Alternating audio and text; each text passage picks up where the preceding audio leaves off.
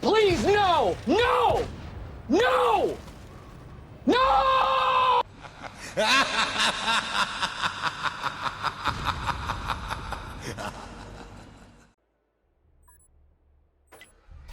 Hi guys, and welcome back to the channel. Today I've got two replays in the British Tier 10 medium tank, the FV4202. Now, if you haven't guessed by the title, as always, this is the third mark video for the tank, so it's the games leading up to and achieving the third mark of excellence for it. Now, the FV4202 is a British Tier 10 medium tank. It's the second one, or the first one, depending on how that linear progression makes you pick it. But it's one of the two British Tier 10 medium tanks anyway. You've got this tank, you've got the Syntax. I really like this tank. I always love the Syntax. The Syntax is one that I really enjoy in itself because its gun handling's amazing, it's got good DPM, and it's got pretty nice mobility. This one loses a little bit of the mobility for better armour, and the gun changes up a little bit. Now, it's got the same DPM and the same gun handling, but instead of having 340 heat pen on its premium round, it gets HESH. Now, the HESH on this is obviously, it's really nice, but it's definitely not as good as having it on, say, a Dragon or an Earthshaker, and that's purely because of obviously being a Tier 10 rather than Tier 8, and seeing a lot more tanks that you will struggle to pen with it. But it can be very nice to use, and it can really help you out in a jam if you use it right. So, we're on this game now on Mountain Pass, and we've had a bit of a dream here. We've got a blind shot in, we've had one or two shots across this little gap here, and then we're getting some nice shots into this E50 now, well, if we don't bounce anyway. And yeah, this is kind of the dream, right? Because we managed to use this position to good effect, get some nice shots out without really being shot at ourselves. We have lost a bit of health, but it's not too much. And their team is sort of getting spotted up in bad places, places that we can shoot without being spotted and getting retaliated against. And you see, it's really nice. Like, I could be loading HESH against this E50 right now, but you never know what you're going to be facing and what you're going to be shooting a minute down the line. I might be shooting at something that I'm not going to be able to pen with the HESH, but I could have done right there. Now, we end up getting tagged right there from this position against something that was right next to that E50. That really hurts. That must have been a high damage TD. It could have been something like the T30, something like that. And there we go, it's the T30. He was unspotted that whole time on the bridge, and he managed to put a shot into us that was not very nice and really hurt our feelings. Evil, evil man T30. My poor, poor feelings. God. Some people, eh? So, now that position's outlived its usefulness, we're going to come around here and try and help this Progetto that's sort of stuck round the corner. He's been YOLO'd by this Valor and by the other tank. He's managed to shut down the Valor. Not the Valor, the other medium tank that was there, and now we've got this Valor. It's a T95 FV4201, but it is the same tank. It's just unskinned. And we're pinning him in place, but we were perma-tracking him there so that he wouldn't keep charging towards our friend, and in the hope that he might not run away from us. And we managed to get a lot of his health there. We're up to 4k damage, 566 system, which is really nice. Not quite enough to get a decent amount of movement on the third mark grind here, because for the third mark for this FV4202 when I was doing it, which was probably about 2-3 weeks ago, it was about 5k combined to get sort of a 0.3% movement. So, like now, we're looking at probably, we've held the mark, right? At this point now, we've got 4.7k combined, and we're probably looking at bang on not losing anything. So we're holding it, which is nice. So we can be a little bit more aggressive. We got some nice shots into that Leopard who was crossing out in the open. And I'm like, okay, that Leopard's really low health now. So that TD and the heavy tank that are near our base should be able to deal with him. I'm going to go help, again, our T57 heavy over here. But unfortunately, he gets shut down by their T57 heavy. So it's just me against this guy, which could be quite risky, right? Because this guy has 1600 clip potential, although we know we've fired one at least. And it could be quite risky. And there's the armour of the FV4202 coming out quite nicely.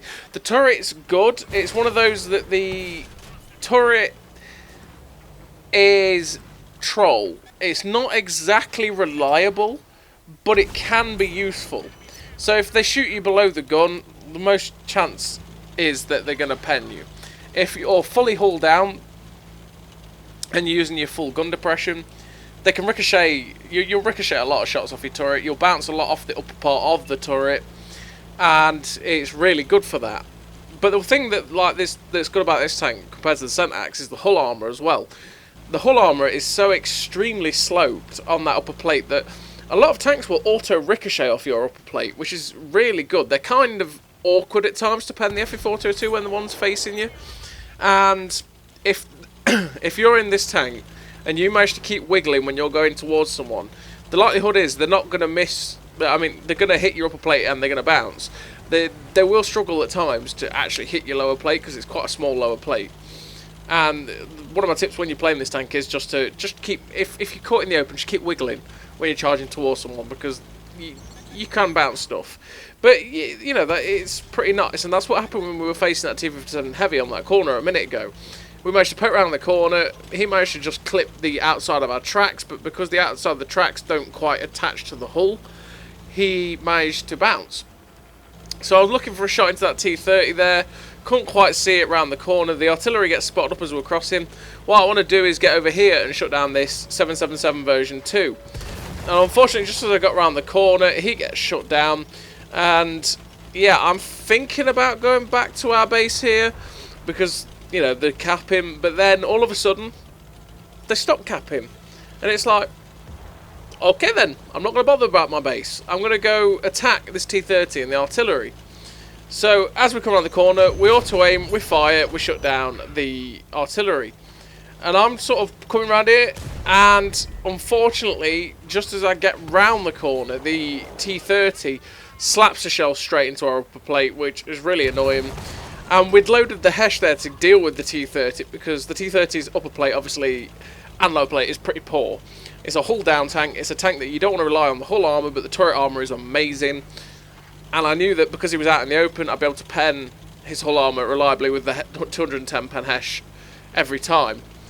So I started to cap there with the TD coming in, just so that in case the Leopard that is left alive decided to try and cap, that he couldn't win.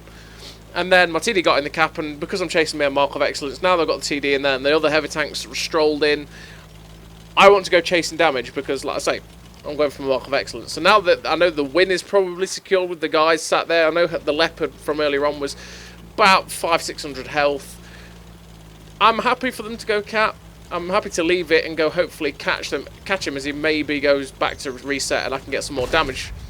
Now, unfortunately, we sort of catch him out there as he's come along. Unfortunately, we auto-aim and miss. And now I know I just reload a little bit quicker. We've got Hesh in, we pen him. Fortunately enough for me, he misses, and we finish him off. So we finished that game with a very, very nice total, and it's always a total that you really want to be having when you're going for a third mark. It's nice when you get those sort of big numbers and you finish a game and you go, oh, that's going to get some good movement. So we finished with 5 kills. Oh yeah, we got some blind damage, so 7.5k damage, 500 assistance, ace tanker, high caliber. That's 8k combined, so that'll give us a good amount of movement. That's 94.41. And 1700 base XP, which is really nice. That was a very good game for this tank. And like I say, it's the type of game that you really want when you're going for that third mark grind. Now, I know I had another game after that, which was about I think it was 5.5k. It was nothing to shout about. It was 5.5k combined. I did 3k damage, got 2k assistant on someone that got blapped by artillery, and then the game ended. And that was it. But it was enough to move us up by like another 2. So I was at 94.6 by this point, by this game. And yeah, this game isn't the most long-winded game. I mean, it's one of those games where you just do enough, and that's just all you need. So we're on Kasserine, and what we're going to do is we're going to look to go over to these ridge lines over here, because there's the possibility that if we get to him, we can spot out anything that's crossing, and you never know, we might get some assistance. So I did use this position the other day in the on-track video for the Cram Bomb, and I said how good it can be, you know, when we were in the Emil 1. And it can be very, very good, but it's also a position you can get caught out in. So you see here, we catch this Badger out, which is really good, but they've got artillery, and the artillery can rain in death upon you in this position, and that can be a little bit annoying. So we get 2 nice shots into that Badger earlier on, which is good, because, you know, every shot counts. Get another shot out into the T95E6. We're up to 1,067 damage, which is good for this start, but a bit annoying with the rolls. Like 1453 in 4 shots. We should be looking at more like 1600, but that's the damage roll changes we got with the RNG. Really screws you over at times. But now we've got those early shots out. This position, especially with that Badger staring at us, is possibly not the best place to be anymore. So we're out, but look what I mean, assistance-wise. We've done 2.1k damage, right? We've got a few good shots out early on. We've got a few good positions to get shots into people on the side as we cross. But we got a bit of assistance. We've got 1,300. So we're up to 3.4k combined in 2 minutes. So really, we need about another 1,500. And we're going to start seeing gains for this mark, which is 4 more shots. 4 more shots to damage is all we've got to do. Bit more assistance, you never know. And that's what those sorts of aggressive positions are good for when you're taking them in like medium tanks like this. So we're going to push over this area here. We're going to get a shot into the Progetto, and we're going to see where we can keep this gun going. So we're going to poke over a little bit aggressively, get a nice shot into the M48 120mm, and then we're going to stay behind this ridgeline and try and get a shot into his cupola. We shut it down because the cupola on the M48 120mm is absolutely terrible. It's only like 90mm of effective, which is awful. And then we're going to get some shots into this 777 version 2. Now, the 777 version 2 is one of those tanks that is pretty annoying to pen for those with about 230 pen less. But as soon as you're in a tier 10, you've got a 268 pen. You just wreck those things very easily. And especially with the way he was, where he was just sitting out in the open for some reason on top of a ridgeline, made it easy. Now, unfortunately, we took a shot there from our left, and now we've got this T57 heavy YOLOing in. But fortunately enough, he's missed 2 now, and he's got 2 left, which means he can't kill us if he clips us. We're trying to avoid the ram, but unfortunately, he manages to get in. But he's now dry. He's dropped his 2 in. He's dry, which means we can put in our really good DPM to use. Obviously, he's got really good reload, so it's not long before he's reloaded himself. But we do have friends with us. Now, I am going to use that M48 120 in front of us to try and save us a little bit. And he took the hit because he had the health. And now we're going to use the rock in front of us to try and sort of semi-side scrape off of it, in the hope that that T95E6 does exactly what just happened then. And that is, he tracked us only without penning us. But unfortunately, we actually got shut down by the 777 over the other side. But in that quick little brawl, we ended up with 5.5k damage and 2.4k assistance, which is 7.5k combined. And that was enough to push us up a decent amount. So yeah, so that's 7.5, 8k combined actually. So that's first class sniper medal. And yeah, it pushes up by about 0.6, 0.7. And it was exactly what we needed to get the 3rd mark of excellence in this excellent British tier 10 medium tank. It's a tank that's well worth getting. It's a hell of a lot of fun. The gun handling's amazing. The DPM's great. It's got a meme with the Hesh. The upper plate armour can be troll. The turret armour can be good when you hull down. It's a very nice tank. So as always, everybody, thank you very much for watching, and I'll see you next time.